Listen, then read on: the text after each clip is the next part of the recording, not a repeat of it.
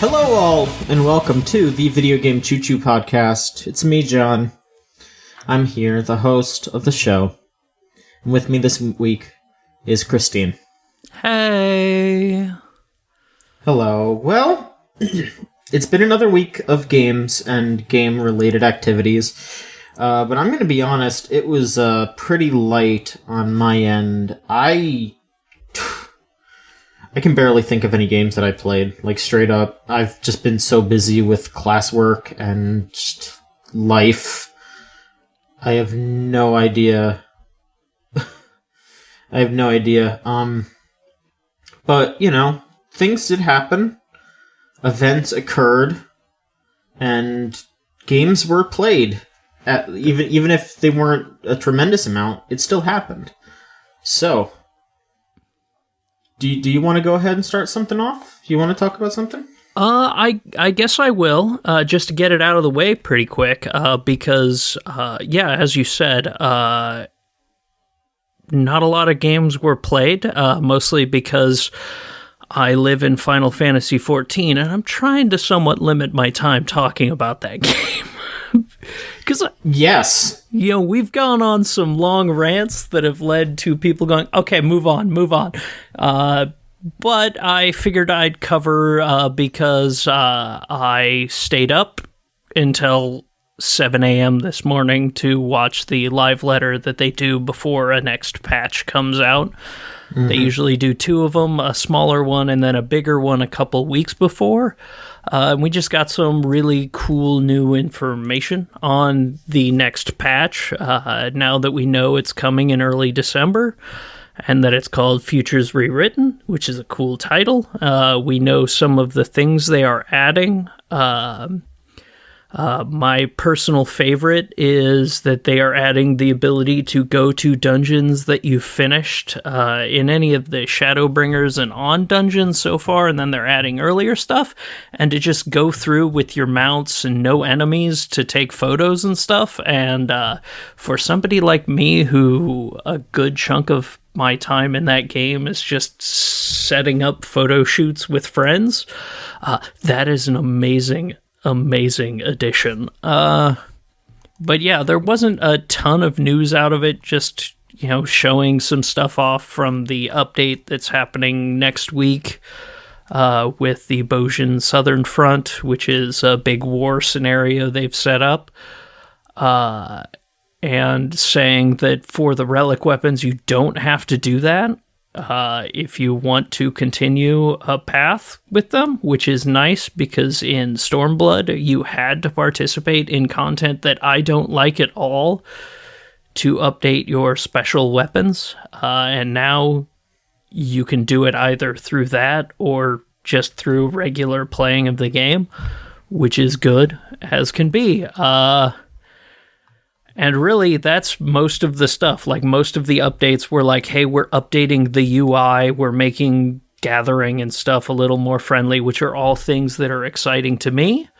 But for a lot of people aren't going to care much about those. We'll have more stuff worth caring about in their next live letter, which will probably be in late November before the patch hits. But I just wanted to hit up a couple of those, because it's going to be some really cool things coming to the game that I love so much and just live in. Right. Mm-hmm. Yeah. Well, that sounds like something. And that's your quick Final Fantasy XIV update. I was actually able to keep it short. We're done with that game for the podcast. Thank you. Is there anything else you wish to discuss? I just started playing 13 Sentinels Aegis Rim. It is really pretty, and the storytelling so far has been just a really, really cool way to tell a story. I'm still early. I've only played like an hour, but I really, really like what I've played, and it's the first time a Vanillaware game has me going, hey, you should play this for the awesome, what seems like the awesome story. Sure, yeah. I mean, you know, like, I'd say Muramasa had a serviceable story, but it was definitely more about the combat and the aesthetics. And this is, I feel like, a good mixture of aesthetics and story. I still feel like the actual, like, gameplay, the combat there is not really anything too great. When I heard, I think it was like the Bombcast mentioned like calling it like a tower defense game, that kind of made a little bit more sense to me, but I'm still not really into it. You know, again, because I just think about all the other Vanillaware games that had such like crazy good combat, and I'm just man. And even stories, I don't know if I like it. Like we'll see as I play through, but like Odin Sphere is still my favorite of their games. After all this time, it's one of the only ones where I like super enjoy both the story they were telling and the way it plays. So I'm hoping in the end this thing ends up like surpassing that, but even so, just the way they are telling their story at this point seems really, really cool.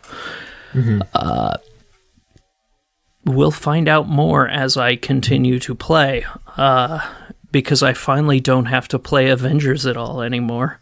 Yeah, well, there you go. I mean, you can get it out of your system eventually and just be done with it, I suppose. But yeah, no, I do have to play more 13 Sentinels. I haven't really touched it in a bit.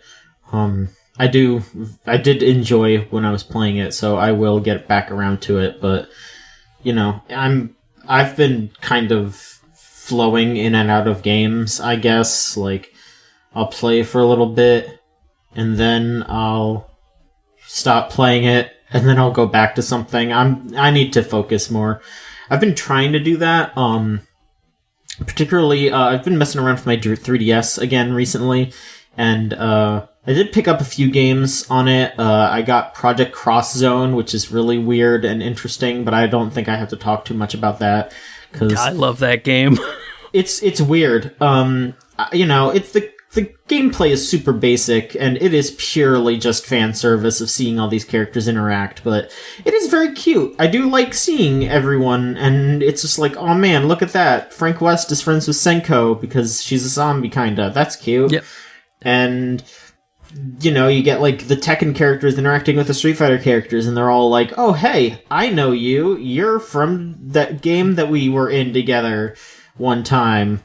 It's like, yeah, I remember that game. I also remember how there was supposed to be another game. Isn't that funny? It's very cool to see all those different characters interacting, and I'm interested to see Cross Zone 2, because then they just throw in like some Nintendo characters too. Like, I think Shulk's in there, and like Lucina and Chrom and shit like that. It's weird and wild, but you know what, sure. Extreme Xenoblade Chronicles spoilers in there if you haven't finished that yet, but I absolutely have not, so you know, maybe we'll see how it goes. I don't know, we'll see. I still have that fucking I still have that special edition that I have barely played. Yeah, every line of dialogue in Project X Zone from Sakata Sanshiro is like the greatest thing ever. Oh yeah, because he's Sakata Sanshiro. You must play Sega Saturn. Oh, it's so good. But the other thing that I was really trying to focus on was Ace Attorney Investigations 2. I still have not finished that, even though I am such a huge Ace Attorney fan, and it is such a good game, and I feel like it's like a subconscious thing where I just don't want it to end, and so I'm just taking my time with it. Yeah. Even though I do have the next game, the last Ace Attorney game that I haven't played, which is The Great Ace Attorney, which was that spin-off that never came out outside of Japan because it has Sherlock Holmes in it, and they don't want to get sued by Arthur Dolan Coyle's family about it. Yeah. It's that is such a weird thing. Like, I've read about that, how since like technically Sherlock Holmes is in the public domain, but they still have like access to the copyright to Sherlock Holmes as like a specific character, in the sense that like if they feel that you have misinterpreted him or like any of the other characters, they can sue.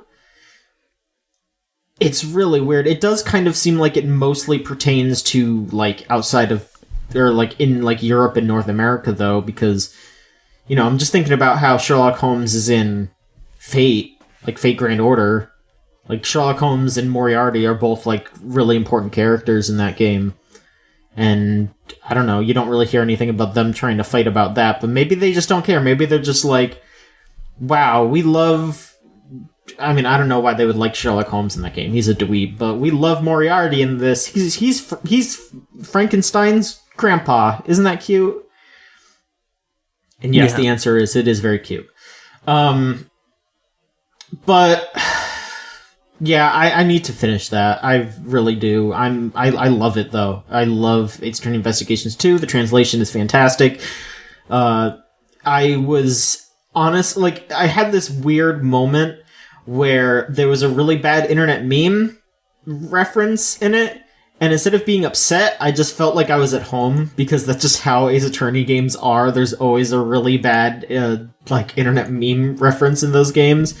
Yeah. So seeing a reference to the consequences will never be the same joke, like, it just made my heart a little warm. I was just like, we're making these kinds of jokes. That's great. Thank you. Thank you for keeping the legend alive.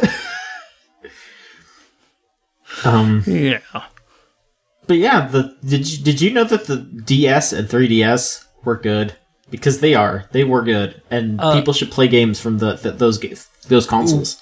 When they announced that they were taking the 3DS out of, print, I plugged mine back in and have been playing things pretty regularly on it. Like, I started replaying, like, Bravely Default is my, hey, I'm lying down in bed, winding down, getting ready to go to bed game. Like, it's fun jumping it. That system has so many amazing, amazing, amazing games. Mm. Yeah, it's a solid system. It's straight up one of my favorites of all time, I feel like, the 3DS. Like, I know that people have a lot of issues with it, but God, it's just a good console in general. Yeah. Let's see here. I guess we could talk a little bit of news here.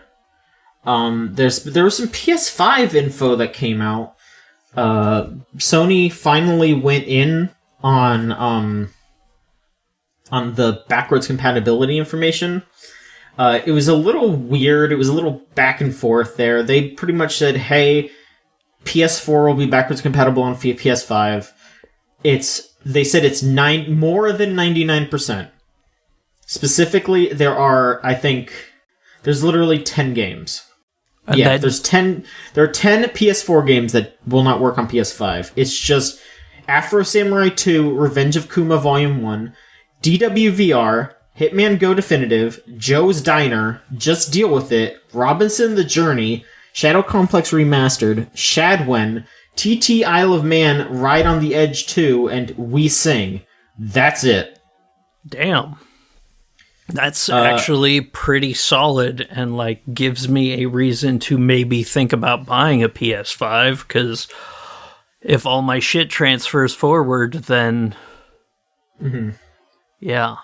And they also said one thing that was interesting to me is for PS5 games, you have to have their like card, but I think they said that a regular ass external hard drive would work for PS4 games. Yeah, I am trying to like see a little bit of this information. But that might have been Xbox. I forget. I don't know about that. I don't really see anything about that per se. They did say that you can play PS4 games off of a USB drive. So if you download a game from the PS4 onto a USB, you can just plug it into your PS5 and it'll work, that's pretty cool. Yeah. You can also use Wi-Fi or LAN cables to just transfer stuff over.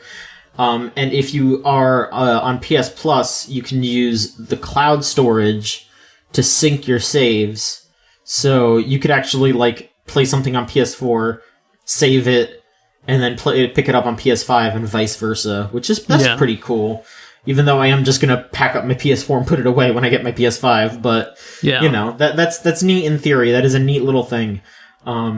And I know I did say I was done, but they did give how the PS5 backwards compatible stuff would work with Final Fantasy XIV, which was exactly that. Like, your PS4 version is just going to work on the PS5, so you don't need to update and buy a new version of it. Although my bet is they're going to release a PS5 version that you'd have to buy separately if you wanted the whatever updated graphics were, but they're also finally adding PS4 Pro compatibility to their settings menus, which they still haven't done.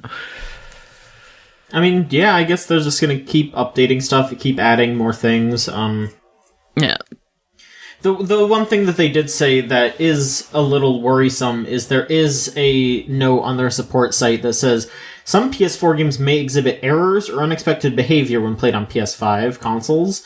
And you should try to boot and play PS4 games in your PS5 to see if you're happy with the play experience before buying any DLC for those games.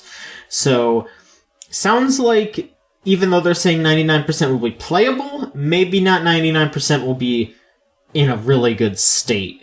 Which it's 99% quotation fingers playable. They're bootable. I don't know if it's that far. I don't know if they're just gonna full on crash every single time you try to play a lot of these games, but this might be one of those things where it's up to the developer if there's a problem, and then that developer might not exist or might not care. There's a lot of ifs and what will happen whens and all that. So we don't know. There are specific things where they're saying that certain PS4 titles will have improvements. They specifically mentioned Last of Us 2 and Ghost of Tsushima, where there will be new user experience, there will be new UX stuff, so things built into the PS5 will actually update how things work on Last of Us or Ghost of Tsushima. Sucker Punch also said that Ghost of Tsushima will have better load times and will let you bump the game up to 60 FPS. There's some bonuses there. They said that there's going to be game boosts, load speed improvements, better frame rates. All that stuff does sound like it will be nice, but also just the fact that it's not all the way perfect is a little worrisome. They said that PSVR will work. You can use the PlayStation Move wands, the aim controller. The PS5 does come with a camera, but that doesn't work with the PS4. You're gonna have to just use the PS4 camera to do that. But I guess they are going to just send you an adapter.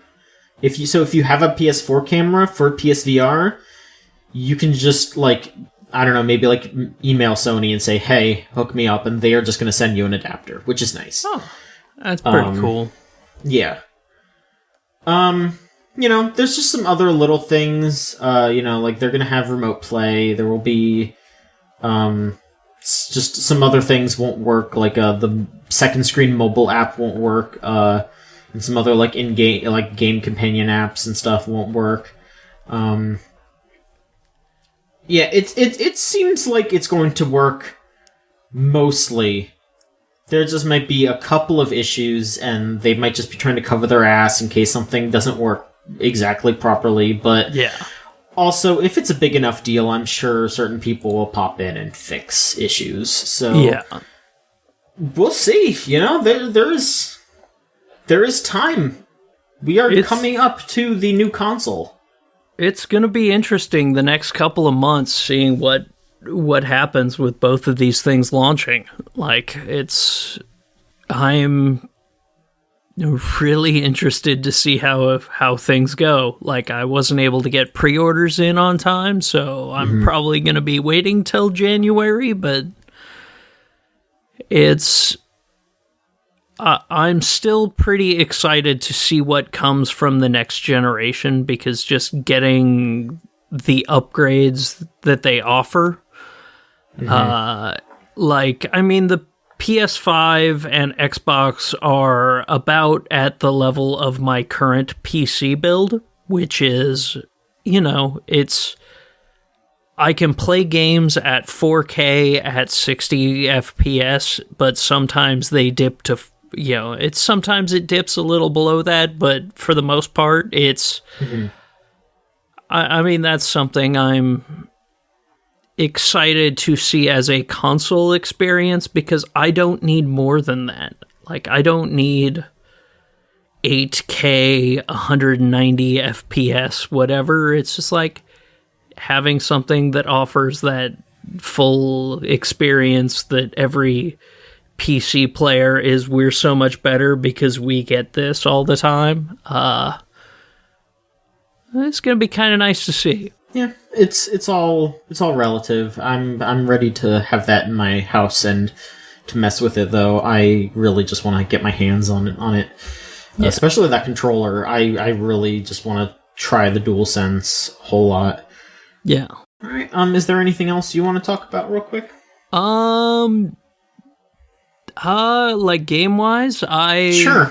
I just continued to play a bunch of Hades, and now it's become a thing my girlfriend and I just trade off on, which has been kind of a good time, just being able to, all right, I finished my run, I'm going to hand off the controller to you, and she just, is absolutely in love with the game and its characters, and, same with me. The the more I play, the more I like it. And, last week I was on, I've cleared it once, or it took me 74 times to get my first clear, and then after another 20 failed clears, I was just like, I'm never gonna clear this game again, am I? And then right after I said it, I cleared it 4 times in a row, and it's just the greatest feeling of going through, and it's one of those games that even when I fail, I still feel like I'm pushing and progressing plot and story forward. The way it always rewards that feels really good and keeps away the negative feelings of, I thought that was a good run, but I just fucked it all up, and it getting really bothered by that. Instead, I always feel good even when something goes really wrong, which is a nice feeling from a roguelike, where normally I fall off a lot of them because it's I'm getting better and better and I'm getting further and further, but then I have a couple of bad runs in a row and I feel like I'm going nowhere. Just feeling like I'm always going somewhere with that is so good. It's been such a nice change of pace for a roguelike game that it's one of those things I'd recommend to anyone. And having it as a house thing now is so much better. Okay, I guess I can talk about another bit of news here. So Indivisible has run into its next batch of issues. 505 Games officially came out and said that further development on Indivisible has been canceled due to the dissolving of Lab Zero, thanks to all that shit Mike Z pulled. And even though Future Club exists now, and Skullgirls is going to continue to be worked on, it seems like the same thing will not be said for Indivisible, even though they apparently finished 15 characters that were going to be, I guess, playable, that were voted in and paid for by the backers. There are a bunch of other backer bonuses that are just not going to happen now because the development is canceled. It sounds like a big reason why this isn't able to happen is because one of the people that owns the IP to Indivisible just pulled out because of all the shit that Mike Z did, so they can't really do anything if that person doesn't want to be involved with the game anymore, because it is kind of tarnished, the only person who owns it now, if the other person pulled out, is Mike Z, which sucks. Mm-hmm. So, yeah, it's a real shame. I mean, I would love for something good to come out of it, but it really sounds like that's just going to be it. There's a lot of things that were tied to Indivisible that are not going to happen. Like, there was a TV show announced. That's not going to happen. There is a physical Switch version that apparently is going to come out, but in very limited quantities. So that is going to be an extremely rare game. And I mean, they said that they are going to patch the Switch version one more time. There's like a side mission mode and like New Game Plus and some other things that they are going to patch the Switch version. But after that, I guess the game is they're just done. Yeah. Real shame, like just absolute shame that one piece of shit just pulled this all down. But I mean, now it does seem like there is a good silver lining here. Like, Future Club is a co-op. Like, it is an employee-owned game development studio. They're still working on Skullgirls. They're out there doing streams of their, like, drawing their mascot. It's cute. I'm glad that they are. I just hope that they are in a good place now, fully, and that, like, it really. Ever since they were Reverge Labs, it was bad thing after bad thing for that team, and I just hope that now they are in a good place. That this is it. Like, it's been like almost a decade, and it's been just horrible thing after horrible thing. Even though everything that they work on is awesome and incredible, and people love it. So hopefully that's done and over with. Yeah, same. I mean, that group is too talented to not be working on stuff, and I'm glad in Future Club it just sounds like such an incredible company right now. Like, it just sounds like the kind of thing that gaming needs. Yes, more game devs should be co-ops. Yes, and I'm really excited to see what they build, and honestly, for the future of Skullgirls, since it's the only thing that seems to be free and clear of all this bullshit. Yeah, I mean, I don't know, like, there's a part of me that wants to go out and pick up that physical version of Indivisible just because, it's rare and it's a good game, and I like that game, but also, I don't know who's getting that money, I mean, I guess 505 would be, but I don't want to, like, be handing Mike Z any money just to get something like that. I don't know. It's a weird scenario, but, big ups to Future Club. Keep kicking ass. Yeah. Alright, what's the last game you've been playing? What else have you been playing? Well, I've been playing the same game as just about everyone else seems to be. I'm still putting time into Genshin Impact. Mm-hmm. And now that I've put more time in than I had on the podcast last week, it's really, really just... It is a really, really solidly good game, and the fact that, I mean, I can reiterate, being able to have a good experience on my phone and my PC, so it can be like, oh, I'm waiting in a queue for a Final Fantasy dungeon, I'm going to play on my phone. Oh, I'm bored with Final Fantasy right now, I'm going to just load up Genshin Impact, play for a few hours or a couple hours, explore the world. The more I explore, the more I really enjoy the exploration of that game. The way the dungeons are built out, the way the world is built out, it feels like a really, really solid experience of a game. So, are you playing that one at all, John? Oh, absolutely. I am still hopping in here and there.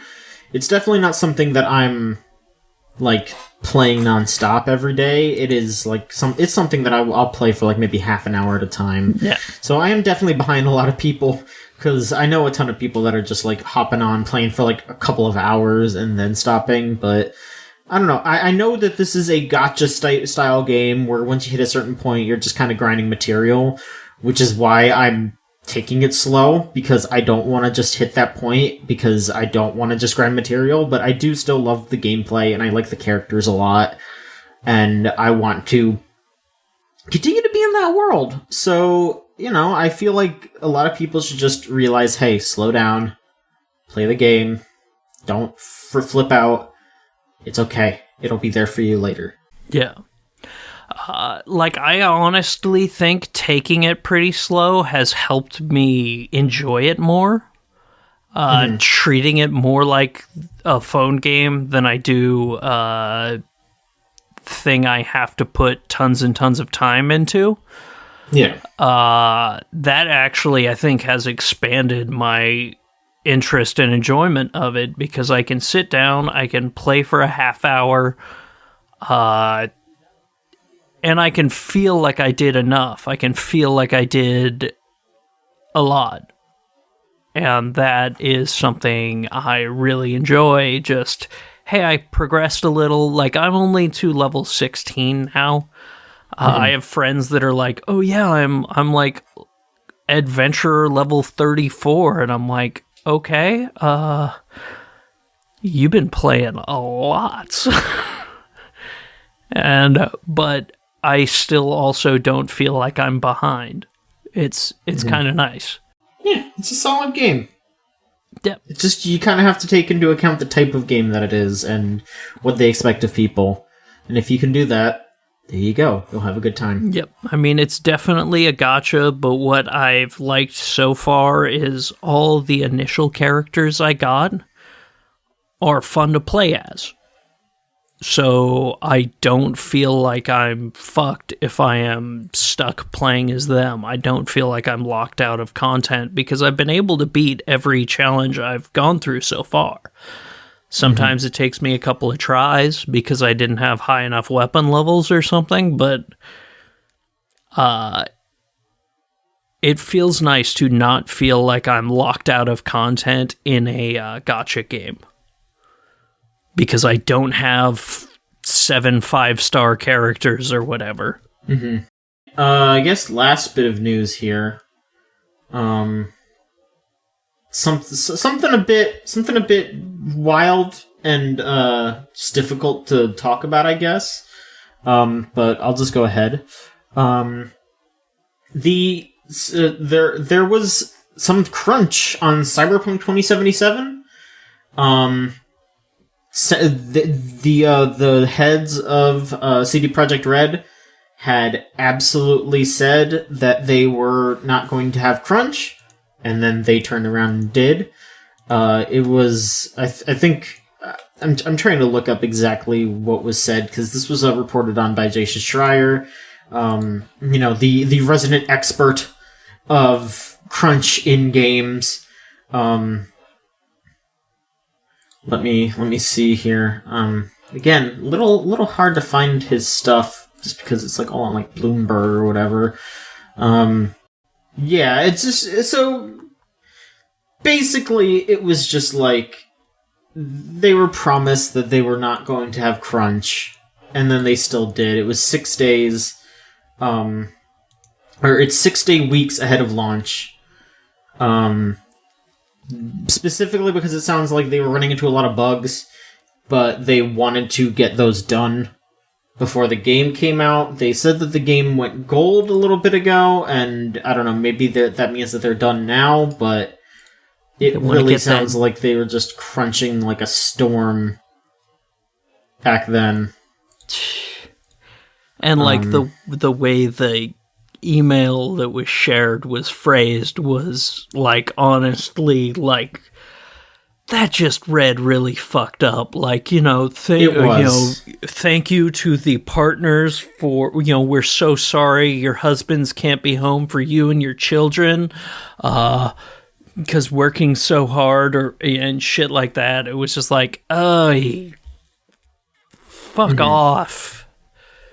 And that then seeing the amount of people respond with like, well, you can't make games without crunch, and it's just like, there are multiple studios that have made games without crunch, and those games have all turned out better because they delayed their game an extra 2 months. Just delay your fucking game by a month if you're going to require 6-day, 20-hour work weeks, 20-hour work days.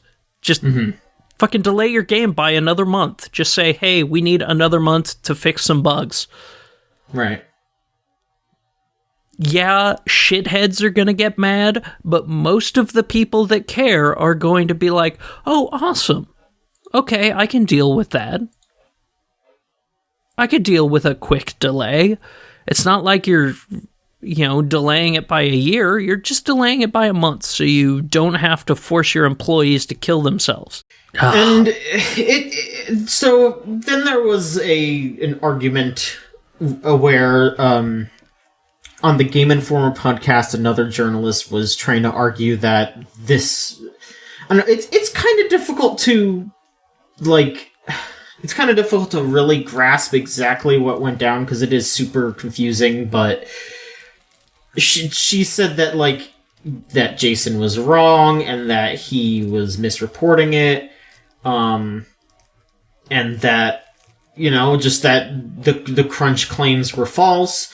But then he said, no, that's not right. Here's an email from one of the studio heads apologizing to the developers' partners for all the overtime. I don't know. I don't want to kiss Jason Schreier's ass. He is a good reporter, but I have also definitely seen some talk that he has been shitty behind the scenes. But I think in this specific case, I think it's kind of bullshit that, this lady is... I should be specific in who this is. This I don't know. I don't want. I don't want to bring I don't want to bring a problem onto somebody. I guess I should say. So we don't need. It's the Game Informer podcast. The Game Informer. Yes, the Game Informer. Yes, the Game Informer podcast. The Game Informer podcast claim seemed to just be a bit off and kind of dangerous in a sense that, just saying that crunch is not that big of a deal and that, it didn't happen the way that he said it did and all this other stuff. But I don't know. I wasn't there. I'm not a part of it, I guess. So what am I supposed to really say? I don't know. I wish that it was a little bit better. I don't think that Jason Schreier is this, fucking perfect writer or whatever. Dude's done some shitty stuff in the background that I have heard of. But just... I don't know. This just seems like a weird hill to die on, I think. And I don't know. Maybe some more info will come out. Yeah, hopefully I am ready to change my mind. Because at this point... Yeah. Yeah, at this point, it's just a weird internet fight between game journalists, which is just what... Guys, come on. Yeah. Mm-hmm. And I guess there was one more piece of news that came out yesterday morning. Yes. We know more Mortal Kombat 11 characters, and one of them is fucking Rambo. Yeah, and not only is it Rambo, but Sylvester Stallone's actually doing the voice. It's weird. Yeah, it's really weird, and I'm kind of excited for that, especially since after all the like the fact that Ed Boon has spent the last 3 months telling people that Melina is not in the game, just told me that Melina was in the game, and sure enough, Melina's coming to the game. I didn't exactly expect rain, but it's weird that the season pass for season 2 is just 3 characters.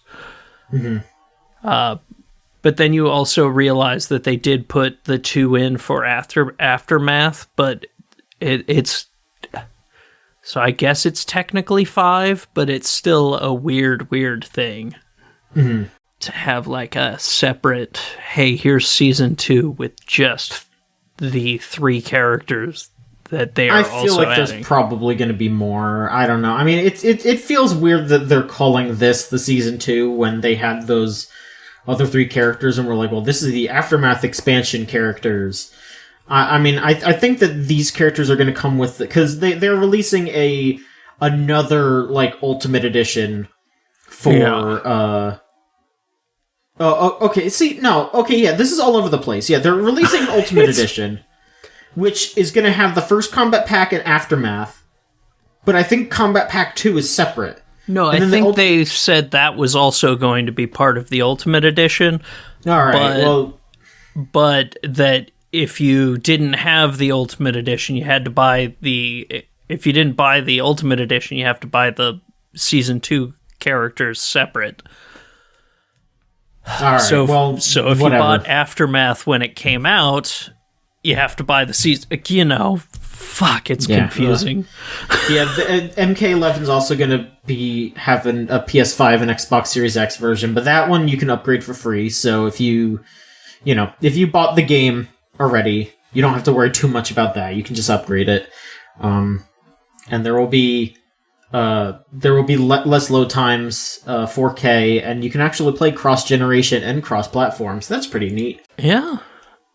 Is there anything else you wish to talk about, or should we just get into questions? Jeez, we blew through it. I think we've got a short podcast this week. Let's get into questions. All right. Well, then, if you want to send in a question, go to videogamechoochoo.tumblr.com/ask. You'll see unlike these fine folks right here. Shulis asks, who would you main in a Hanna-Barbera Smash Bros. Clone? Ooh. I mean, I think it's kind of... It's a simple answer, but God, I just want to play as Fred Flintstone. Holy shit. I want to play Fred Flintstone in any kind of video game. Fred Flintstone is just such a fucked up, rude character. He is such a disgraceful beast of a man, and I want to play as him in Super Smash Brothers, or a clone of it. I want to main Gleep and Glorp, which would be an Ice Climbers like character, being two blobs that could combine. That was a Hanna-Barbera cartoon, I think. Yeah. Yes, it was. Hell yes. The Herculoids would be damn fun.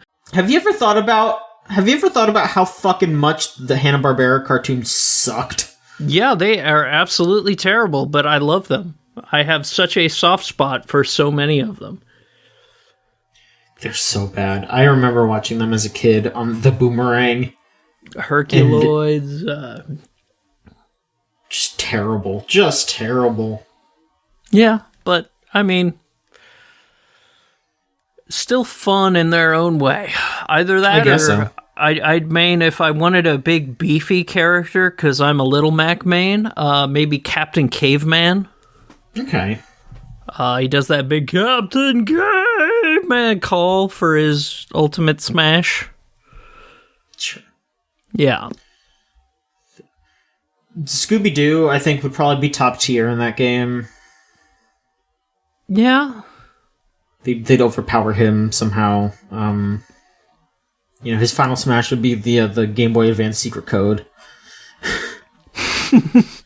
It's terrible. Scrappy-Doo is the Pichu of the game. Fuck, I don't want to think about Scrappy-Doo. Man, just fuck that. I'm sorry, I just ruined this whole fucking game idea. You did. You did. Thank you for apologizing, though. Okay. Century Punk asks, what's your favorite Greek god? I guess specifically asking due to Hades existing. What is your favorite Greek god? Do you have a favorite Greek god? I don't think I do. Mostly because all the Greek myth stuff I like aren't gods. Really. So... well, alright. I mean, is there a specific Greek character, mythological character you like? I guess if I have to say god, I'd go with Artemis, because I really like, the goddess of the hearth and hunt, and... Sure. And in Hades, she's my favorite of the gods, so... Alright. And she hasn't done as many horrid things as Athena and Zeus have, whose entire characters and godhoods are based around being fucking terrible. Yeah, they're jerks. Bad. I mean, they're gods. They all suck, but Yeah. I think my choice would probably be Hermes, just because he's kind of a dick, but in a fun way, and he's just going around being the messenger and causing a little trouble. But I may also just be remembering Hermes from the film Hercules, because that's what I recall currently when I'm thinking about Greek gods, especially because I have not played Hades, and I don't really plan to, because I don't like roguelikes or top-down games, and I've never liked a Supergiant game. So it is very much a game I will not like. Okay. Yeah. Harlequin Wheels asks, what if for the next Nintendo console, the B button was confirmed and the A button was back for everyone everywhere? Would that be fucked up or what? Why the fuck would you put that out into the world, Wheels? Why? So I think Wheels is mentioning this because it's another little bit of PlayStation news that they finally swapped it in Japan. The X button is now confirmed everywhere, and the O button is back everywhere, which was not true in Japan. Yeah, in Japan it was circle confirm, X cancel. Yeah. Why would you do that? I mean, I'll be honest, it's a little weird. It's like if Nintendo had... I kind of wish that there was not just a console-wide agreement, or an international agreement per console. I think all consoles should agree on where they're placing their confirm and where they're placing the cancel, just in general. Like, I think if Sony wants to have the X button, the bottom button, be the A button, I think Microsoft needs that to be the confirm button. I think Nintendo needs to have the confirm button on the bottom. I think Nintendo is the odd one out for that one, because the A button is on the right. Yeah, it is. So Nintendo's the odd one out. I think Nintendo should swap that. I think the next console, like, it shouldn't be like, they shouldn't keep the labels. You know, like, the A button should be at the bottom and the B button should be on the right. Yeah, that's just my opinion. I think that's how it should be, and it should just be completely the same across all consoles, because, you know, like I don't want to have to readjust shit. Like, I'm used to it because I've played Nintendo consoles and Sony consoles, but honestly, if I'm playing, like, if I'm trying to play an Xbox game, or like I'm playing a PC game and I'm trying to use what is it? The SNES, the SN30 controller. That fucks me up because it wants to map the Xbox A button to the right, because that's the A button on that controller. Yeah. So it's very confusing. I can definitely see that. I think that they should just make it consistent all around the world. Yeah. Yeah, I can see that. Like, make the whole world have to go by American standards. Mm-hmm. Actually, when I phrase it like that, it really fucking sucks. Somehow sucks even more. Just make everything remappable. Please. Mm-hmm. That's all we need. All right, last question. If you want to send in a question, it's vegancheatcheat@thumb.com. So let's ask. An anonymous asks, if you were in Travis Scott's shoes and had your own McDonald's meal named after you, what would it be? I mean, I guess it's less that if you were Travis Scott and more just if McDonald's approached you, because this is not just a Travis Scott thing. They had some, I think, like, R&B musician recently. I've never heard of him. Like, I've definitely heard Travis Scott's music before, but I don't know the current McDonald's meal. And honestly, that meal is way more boring than Travis Scott's. Like, Travis Scott's isn't, like, amazing, but at the very least, he, like, asked for different things on his sandwich. You know, it's like, Travis Scott was like, yeah, I get a quarter pounder with cheese, but I asked for bacon and lettuce.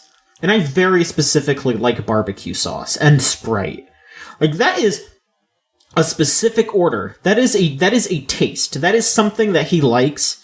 And I respect that, you know? Like, yeah, I like, these are the things that I like. This new guy, it's just like, I get a medium Big Mac meal and an Oreo McFlurry. Like, that's nothing. He didn't ask for anything special. It's not special at all. That's just something anyone could get, you know? Yeah. So, I definitely think you need to ask for something specific. Yeah. So, my meal would be, you get 2 of those breakfast chicken biscuits that they have, and then a hash brown, and you're supposed to take the hash brown and break it in half, and put each half of the hash brown on the sandwich. And then you eat it, and then you put some ketchup on it and eat it like that. That would be my McDonald's meal. That's not bad. I'm boring like that R&B guy. It's just going to be a big bacon cheeseburger, pickles, lettuce, onion, ketchup, grilled onion. Now, so grilled onion, we're specifically talking about McDonald's, and McDonald's does not have grilled onions. Yeah, I know. So, they're going to add it for my special meal. If I'm going to get a special question, you need to answer the question specifically based on what do you order from McDonald's? What is your go-to McDonald's order? That is the question. Okay, then it's literally nothing. You don't go to McDonald's. Congratulations, you get a large fry. I mean, there you go. Yeah, the Christine fries, which is just the fries. But they charge you $1 extra unless you order it on the app. Yeah. There you go. All right. Yeah, I want the Christine meal. You just get a large fry. Is there a drink or a dip? A large fry and a Sprite. Okay. It's like a really boring Travis Scott meal. Real shitty Travis Scott meal. Welcome to McDonald's. Our food is ass. Christine doesn't eat it, so here's a fry. All right. Fries are good. I like the fries a lot. Oh, but they're magic fries that keep that freshness to them, not like 5 minutes later when they taste like ass. Well, that should do it for this week's show. Wow. Thank you for listening, everybody. This is an extremely fast episode. Holy shit. Yeah, we got a short one in. Yeah. So, everybody, thank you so much for listening. Feel free to follow us on Twitter at VGCC, on Tumblr, videogamechoochoo.tumblr.com. We have a Facebook page. We have a YouTube channel. You just go to YouTube and search at Video Game Choo Choo. It'll be there. You can watch us on Twitch, twitch.tv/VGCC. Even if we're not doing stuff, we host other people too. So, Rose does her VTubing, Solan's always streaming, you're doing streams of Solan. So, hey, there's usually something to watch on the Video Game Choo Choo Twitch. Yep. And just let me say, if you haven't watched Rose, her streams are fucking wonderful. She's been playing a lot of Spelunky lately. Spelunky is a damn good game. Yeah, I'm not trying to talk shit about that. Just if you want to watch Spelunky 2 gameplay, but played by a dragon girl. Also Resident Evil 2 this month. Yeah, she did play that too, yeah. Yeah. That's a twitch.tv/CurryDraco, if I remember correctly. Yeah. And let's see here. You can also find our theme song Crush off of the album Magic is Real if you look up Melt Channel on Bandcamp and Spotify. You can also listen to their current stuff at Magic Circuit, magic-circuit.bandcamp.com, or you could also just search Magic Circuit on Spotify. I don't know if they've got new music coming out. I should probably just message them and just be like, yo, what's going on with the music? What's up? Maybe, it'd be cool. I'm just throwing this out there. I should ask them if we could premiere a song on here. That'd be pretty tight. That would be rad. I should ask if we could do that. That'd be cool. Because they got some bangers. They do. There's no promises whatsoever. I'm fully spitballing here. And also come hang out with us on the Discord, the gamezone.zone. Type that into your web browser and it'll bring you straight there. We're playing all kinds of games lately. We've been playing Among Us, we've been playing Orange Juice, we've been watching terrible videos in the SciTube. That's just how it is every single night, and it's great. I love it. I wouldn't trade it for the world. It's good times. Christine, where can we find you? You can find me on Twitter and Twitch at Judgment Scythe, all one word. And you can also find me Tuesdays and Fridays at twitch.tv/SolanFace, as we said earlier, playing Final Fantasy XIV with the crew. Of course. All right. You can find me on Twitter at JOHN_MICHONSKI. And that's it, because I don't do anything else. I'm a student. I'm busy. But that's it. I want to thank you so much for listening, and we'll be back next week with another episode of the Video Game Choo Choo Podcast. So long!